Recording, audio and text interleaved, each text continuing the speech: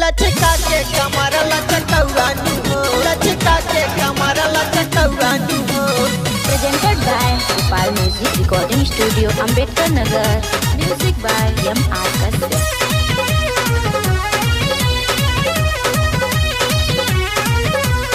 आइलू है नाचे नाचा ये गोरी लचका के कमर लचकौआनी हो, लचका के कमर लचकौआनी हो। आइलू है नाचे नाचा ये गोरी लचका के कमर लचकौआनी हो। ना तो बराती फाड़ी दी है सा चोली तोहर लखनऊआनी हो, ना तो बराती फाड़ी दी है सा चोली तोहर लखनऊआनी हो।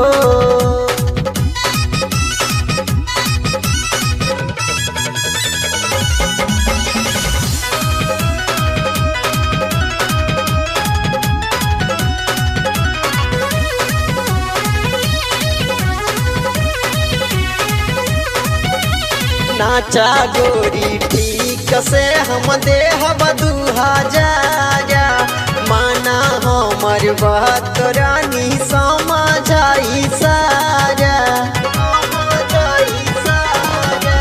नाचा गोरी ठीक से हम देह बदुहाजा, माना हमर बात रानी समझाई सारा। देखी के बुढ़ाऊ पागल भइले ढोरी तोहर गहिरौआनी हो, देखी के बुढ़ाऊ पागल भइले ढोरी तोहर गहिरौआनी हो। ना तो बराती फाड़ी दिहे सा चोली तोहर लखनऊआनी हो, ना तो बराती फाड़ी दिहे सा चोली तोहर लखनऊआनी हो।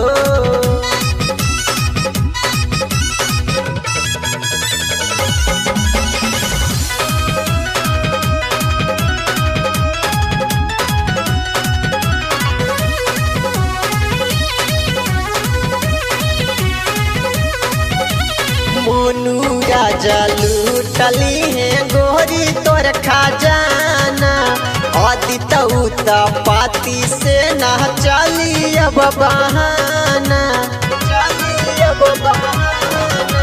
मोनू राजा लूटली है गोरी तोर खजाना, आदित्य पाती से ना चली अब बहाना। 37 साल दीवाना भइले देखी के रूप चमकौआनी हो, 37 साल दीवाना भइले देखी के रूप चमकौआनी हो। ना तो बराती फाड़ी दिहे सा चोली तोहर लखनऊआनी हो, ना तो बराती फाड़ी दिहे सा चोली तोहर लखनऊआनी हो। Presented by Gopal Music Recording Studio, Ambedkar Nagar.